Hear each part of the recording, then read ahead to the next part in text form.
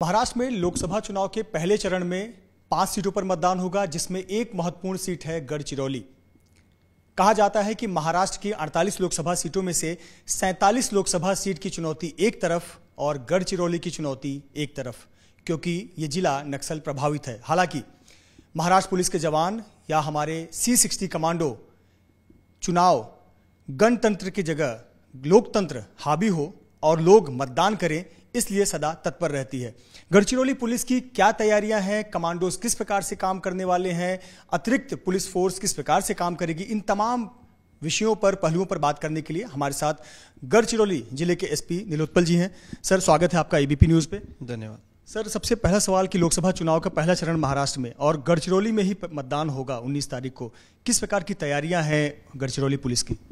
लोकसभा चुनाव को लेकर पिछले 1 साल से हम तैयारी में जुटे हुए थे और पिछले 1 साल में हमारे पास कुछ 2000 स्क्वायर किलोमीटर का एरिया था जो सिक्योरिटी वैक्यूम था। पिछले 1 साल में हमने ऐसे 4 अलग अलग ठिकान पे, जिसमें 2019 में कुछ वायलेंट इंसिडेंट्स हुए थे, ऐसे जगह पे हमने अपने पुलिस आउटपोस्ट खोले हैं और उसके कारण अप्रॉक्सीमेटली 2000 स्क्वायर किलोमीटर का सिक्योरिटी वैक्यूम गढ़चिरौली जिले का कम हुआ है। और इस कारण से हमें उम्मीद है कि पिछली बार थोड़ी वायलेंट हुई थी लोकसभा इलेक्शन, इंसिडेंट्स ज़्यादा हुए थे, तो इस बार के कंपैरिजन में हम उम्मीद करते हैं कि लोकसभा इलेक्शंस इस बार हम पीसफुली करा पाएंगे। हमारी लोकल डिप्लॉयमेंट कुछ 11,000 लोगों की है, जिसमें 6,000 लोग गढ़चिरौली पुलिस के डिप्लॉयड हैं, 3,000 लोग CRPF की 30 कंपनीज डिप्लॉयड है और SRPF के 17 कंपनीज, मतलब 2,000 लोग डिप्लॉयड हैं। कुल 11,000 लोगों की इन हाउस डिप्लॉयमेंट है। हमें बाहर से इस लोकसभा चुनाव के लिए 40 CAPF की कंपनीज की अतिरिक्त मदद हमें हमारे पुलिस मुख्यालय ने मुंबई ने दिया है और इसके अलावा हमें 1,500 लोग, 1,500 पुलिसकर्मी दूसरे जिलों से और 1700 होमगार्ड दूसरे जिलों से हमें आने वाले हैं। तो कुल मिलाकर के चुनाव के दिन 19 अप्रैल को गढ़चिरौली में ओवरऑल जो पुलिस डिप्लॉयमेंट रहेगी वो अप्रॉक्सीमेटली 15,000 लोगों की रहेगी। सर, ये बहुत बड़ी संख्या है, 15,000 लोगों की सुरक्षा बल, और ताकि लोग आसानी से आकर मतदान कर सकें। चुनौतियां किस प्रकार की आती हैं, किस प्रकार के चैलेंजेस आते हैं? कहा जाता है कि महाराष्ट्र की 47 सीटों की चुनौती अलग होती है, गढ़चिरौली की चुनौती सबसे अलग होती है। उसका 2 रीज़न है कि गढ़चिरौली अभी भी जो MHA की रिसेंट क्लासिफिकेशन है उसमें देश के 12 सबसे ज़्यादा माओवादी प्रभावित जिलों में से एक गढ़चिरौली जिला है। इसकी क्षेत्रफल भी बहुत बड़ी है, 14,500 स्क्वायर किलोमीटर, जो पूरे नागालैंड स्टेट की क्षेत्रफल है उतनी एक जिले की क्षेत्रफल है। और पिछले वायलेंट इंसिडेंट्स को देखते हुए हमारी जो कि इलेक्शन के दिन मूवमेंट बहुत प्रेडिक्टेबल होती है कि सभी को पता है कि इस दिन इस मतदान केंद्र पे चुनाव होंगे, तो इस प्रेडिक्टेबल मूवमेंट के कारण हमारे लोग थोड़े वल्नरेबल हो जाते हैं। उसमें IDs, RC IDs और स्पाइक होल्स, इनका खतरा रहता है। तो इससे निपटने के लिए हमने अपने इसमें टेक्नोलॉजी की भी अपग्रेडेशन की है। सबसे महत्वपूर्ण बात कि जहां पर रोड से मूवमेंट थोड़ा खतरे वाला रहता है, उस जगह पे हमें 5 MI-17 के हेलीकॉप्टर्स इस बार मिल रहे हैं, जो इंडियन एयरफोर्स और आर्मी के हैं। और ये 5 हेलीकॉप्टर से हम ऐसे 206 मतदान केंद्र पे EVM प्लस पोलिंग पार्टीज को हेली ड्रॉपिंग करने वाले हैं, जो 16 तारीख से शुरू करके 19 तारीख तक होगी। और 19 तारीख को मतदान शांततामय वातावरण में हो, उसके लिए हमने टेक्नोलॉजिकली अपग्रेडेड भी किया है अपने आप को। 130 ड्रोन की फ्लीट है हमारी, जो आकाश में पूरे जिले के ऊपर नजर रखेगी। उसमें 11 स्विच ड्रोन्स भी हमने हायर किया है। उसके अलावा हम एक एयर एम्बुलेंस भी हमने टेंडर फ्लोट किया है एयर एम्बुलेंस के लिए, कि अगर किसी जवान या सुरक्षाकर्मी को किसी भी प्रकार की इंजरी हो जाती है तो उसको इमीडिएटली मेडिकली इवैक्यूएट कर सके।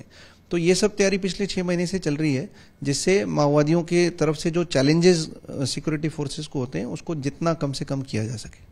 सर, जैसा कि आपने बताया कि टेक्नोलॉजी का उपयोग होगा, मैन पावर काफ़ी संख्या में है, MI हेलीकॉप्टर से ड्रॉप किया जाएगा। क्या आप लोगों ने लोकेशंस कुछ आइडेंटिफाई किए, कितने पोलिंग स्टेशंस हैं, कितने पुलिस स्टेशन काफ़ी सेंसिटिव हैं, और वहाँ किस प्रकार की आपकी गाइडलाइंस जो ओवरऑल बताई जाती है टीम को, आपने गाइड किया है? कुल 948 पोलिंग बूथ्स हैं गढ़चिरौली में। पिछले साल 930 पोलिंग बूथ्स थे, 18 पुलिस पोलिंग स्टेशंस की वार्ड हुई है। उस 948 में से 428 पोलिंग बूथ जो हैं वो हमारे संवेदनशील और अति संवेदनशील एरिया में आते हैं, और ये 428 पोलिंग बूथ्स को हमने क्रिटिकल डिक्लेयर करा है। इन पे वोटिंग कराने के लिए हमने इन कहीं कुछ एरियाज हैं जहाँ पे हमारी वायरलेस कम्युनिकेशन नहीं होती है, मोबाइल टावर्स नहीं है, ऐसे एरिया में हम सैटेलाइट फोन्स भी देने वाले हैं हमारे लोगों को, जिससे हमारे लोग इफेक्टिवली इमीडिएटली कम्युनिकेट कर पाएं। और ये 428 मतदान केंद्र पे सभी जगह पे केंद्रीय बलों की टुकड़ियों की तैनाती रहेगी। सर, जब से आचार संहिता लगा है, गढ़चिरौली पुलिस ने कई ऑपरेशंस को सक्सेसफुली अंजाम दिया है और बहुत सारी चीजें रिकवर की हैं जो कि इस चुनाव को प्रभावित कर सकते थे। किस प्रकार के केसेस अब तक सामने आए हैं, किस प्रकार की आपकी टीमों ने काम किया है, जो नए मामले उजागर हुए? आचार संहिता के लगने के 3 दिन बाद ही 19 मार्च को हमारी C60 दस्ते ने तेलंगाना स्टेट कमेटी के सीनियर कैडर्स को, ऐसे 4 सीनियर कैडर्स को एक्सचेंज ऑफ फायर में न्यूट्रलाइज किया था, जिसमें 2 डिविजनल कमेटी रैंक के कैडर्स थे। उनके कुल उन पे इनाम 36 लाख रुपए का था। ऐसे 4 सीनियर कैडर्स को न्यूट्रलाइज करके उनसे AK-47 कार्बाइन जैसे हथियार और IED के सामग्री जब्त किए थे। उसके बाद भी हमने पिछले आखिरी वीक ऑफ मार्च में हमने एक नक्सल कैंप को ध्वस्त किया था और एक बड़ी एक्सचेंज ऑफ फायर नक्सलियों के साथ गढ़चिरौली कांकेर बॉर्डर पे भी हुई थी। ये 3 बड़ी एंटी नक्सल ऑपरेशंस में हमने एग्रेसिवली काम करके लोगों को न्यूट्रलाइज भी किया है और नक्सल कैंप्स को भी बस्ट किया है। कल ही इनफैक्ट हमने 2 हार्डकोर महिला माओवादियों को हमने गिरफ्तार किया और एक जन मिलिशिया को गिरफ्तार किया है, जो नक्सल्स को सिक्योरिटी फोर्सेस की मूवमेंट के बारे में जानकारी देता था और उनको IED लगाने में मदद करता था। इन सब के ऊपर 5.5 लाख रुपए की इनाम सरकार ने रखी थी। तो हमारी नक्सल विरोधी अभियान के फ्रंट पे भी काफ़ी स्ट्रिक्ट और स्ट्रॉन्ग एंटी नक्सल ऑपरेशंस चल रहे हैं। जनवरी से मार्च तक में कुल हमने 3000 नक्सल विरोधी अभियान इस 3 महीने में LRP, SRP, नाकाबंदी और विभिन्न प्रकार के अभियानों को हमने अंजाम दिया है और ये सब चुनाव के पार्श्वभूमि को देखते हुए हमने इसमें वाड़ की है और हमें उम्मीद है कि इसका रिजल्ट हमें 19 तारीख को देखने को मिलेगा। सर, C60 कमांडो जिसकी चर्चा पूरे देश में होती है और एक ऐसी कमांडो दस्ता, एक ऐसी टीम जिसको देखकर, सुनकर, उनकी टीम को देखकर नक्सलियों के रोंगटे खड़े हो जाते हैं, भाग जाते हैं। जरा उनकी भूमिका के बारे में बताएं कि C60 कमांडोज का क्या रोल होगा, कितनी बड़ी जिम्मेदारी है, किस प्रकार से पिछले कई वर्षों से लगातार वो अभियान का हिस्सा रहे हैं और लोगों को सुरक्षित रखने में कामयाब रहे हैं। कुल हमारे पास 1000 C60 कमांडोज हैं। उनको हम इस बार पिछले बार से थोड़ी फेरबदल करते हुए किसी भी मतदान केंद्र पे हम उनकी पोलिंग के लिए ड्यूटी नहीं लगा रहे हैं। हर C60 का दस्ता जो है गढ़चिरौली के जितने भी प्रॉब्लमेटिक चप्पे हैं वहाँ पे छोटे छोटे यूनिट में 3-4 के यूनिट में पूरे फॉरेस्ट एरियाज में, फॉरेस्ट पैचेस में वो एंटी नक्सल ऑपरेशन पिछले 10 दिनों से करते रहेंगे और उनका काम है ये इंश्योर करना कि माओवादियों की मूवमेंट को रोका जा सके और अगर कोई मूवमेंट होती है तो उनके साथ सक्सेसफुली ऑपरेट करके एरिया सर्च करके उनकी अगर ऑपरेशन की जरूरत हो तो उनके खिलाफ हम सक्सेसफुली ऑपरेट भी कर पाएं।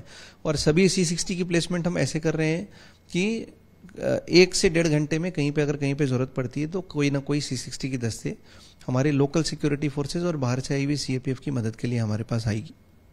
बहुत बहुत धन्यवाद हमसे बात करने के लिए।